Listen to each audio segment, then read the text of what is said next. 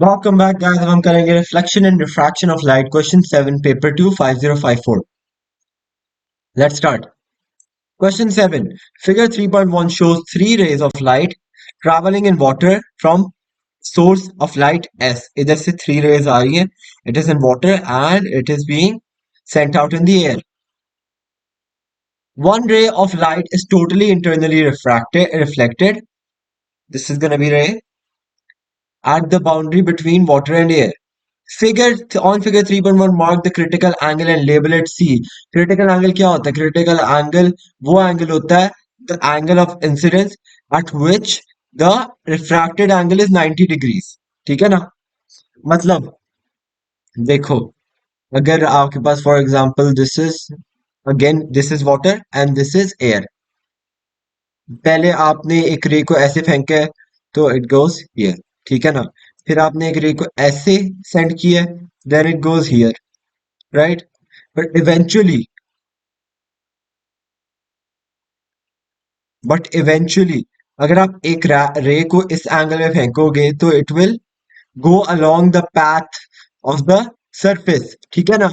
सो अगर angle of incidence ये है ना, and you can see this is continually increasing. So critical angle तब होता है जब इतना एंगल ऑफ इंसिडेंस इंक्रीज हो जाए कि the refracted ray is on 90 degrees. ठीक है ना? So that we can see. अब हम यहाँ देख सकते हैं इसको कि ये एंगल ऑफ इंसिडेंस है and it is large enough. पहले एंगल ऑफ इंसिडेंस 25 था, then we see it is increasing. ठीक है ना? It is increasing. तो it is now at a different value, it has increased and now the angle is totally being refracted the रे. After this, अच्छा ठीक है, आगे चलते हैं. तो हमने क्या करना है? Mark the critical angle and label it C. This is gonna be the critical angle. और क्रिटिकल एंगल हमने कहां से लेना है? From the ray to the normal. और this is gonna be the 90 degree which I was previously talking about. State why only one of the three rays is totally internally reflected. अच्छा, for total internal reflection, the angle of incidence, which is this, must be bigger than the critical angle. जब angle of incidence, अभी मैंने आपको क्या समझाया है? एक second. अभी मैंने आपको क्या समझाया है?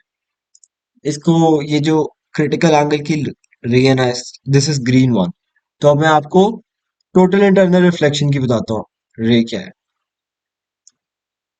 थोड़ा सा इसको एक्सपैंड कर दे. अच्छा, मैं इसको एक्सपैंड कर दिया. अब मैं कोई और कलर यूज करूँ. ठीक है ना? अब देखिए ये वाला एंगल जो है, अभी these angles are increasing and I keep increasing them. तो अब ये मैंने एंगल इधर बना दिया. ठीक है ना? अब ये इधर बन गया है. थोड़ा सा इसको थोड़ा साइड पे कर देते हैं. अब मैंने इधर कर दिया. Angle has increase by a lot. So अब क्या करेगी? अब तो ये बाउंड्री पे आ गई है. The only viable option for the ray to go is back inside the denser medium. ठीक है ना? And in this case the angle of incidence is greater than the critical angle. This will be the critical angle, and this will be greater than the critical angle.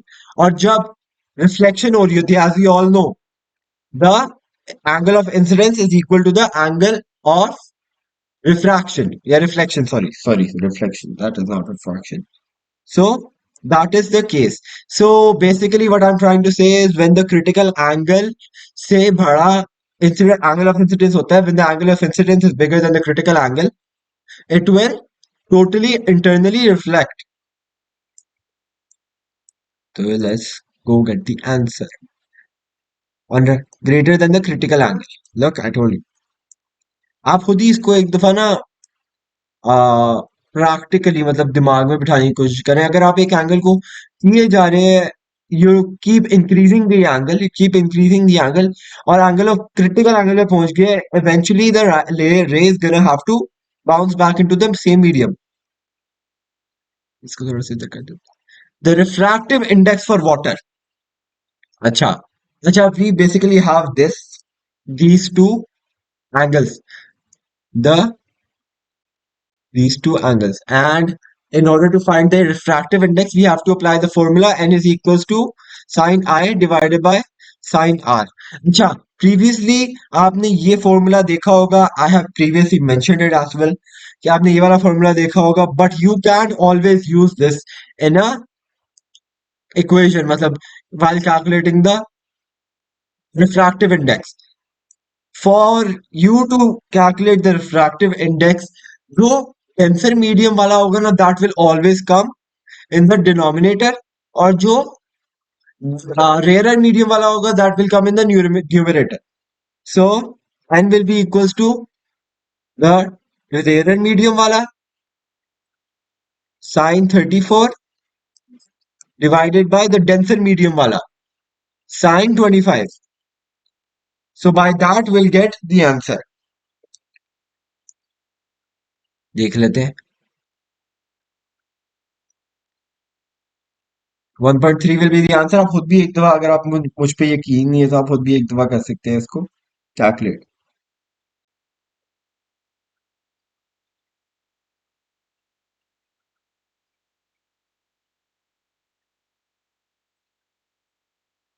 So the answer will be n is equals to 1.32, and if we round it off it will be 1.3. So always remember कि जो rarer medium वाला हो, that will be on the upper side, and जो denser medium वाला हो, that will be on the lower side. The critical angle for the boundary between water and air. अच्छा, critical angle वाला formula क्या था? N is equals to 1 by sine C. Sine C will be the critical angle. C will be the critical angle. N will be the refractive index. 1.3 is the refractive index, is equals to 1 divided by sine C. If you make sine C the subject, will get sine C is equals to 1 divided by 1.3. So let's do 1 divided by 1.3. 1 divided by 1.3. We'll get 0.77. Acha, this is not over yet. Sine C is equals to 0.77. But sign को कैसे हटाएं? Sign को ऐसे हटाएंगे हम कि हम उसको दूसरी तरफ ले जाएं. If we take sine to the other side, we'll make it sine inverse. Sine inverse 0.77 करें आप अपने कैलकुलेटर्स पे, you'll get 50 degrees का angle approximately. So let's check. 50.3, 49 से 50.3, तो we'll get a 50 degree का angle था. So that is it for this video. I hope you enjoyed. This is a very important lesson. अगर आपको इसके concepts याद हो जाएं तो I think आपको like 60% of the 70% of the light का concept समझ आ गया है. Especially this one, especially the critical angle, totally internally reflected वाला question, and the refractive index की. Refractive index एक और चीज बताया था. Refractive index is the like value जो determine करती है how much the light is gonna refract between two mediums. ठीक है ना? How much the light is gonna refract between two mediums. तो अगर इसका refractive index ज्यादा है, the more it will refract. जितना ज्यादा होगा refractive index, the more it will refract. So anyways, have a great day. Allah Hafiz.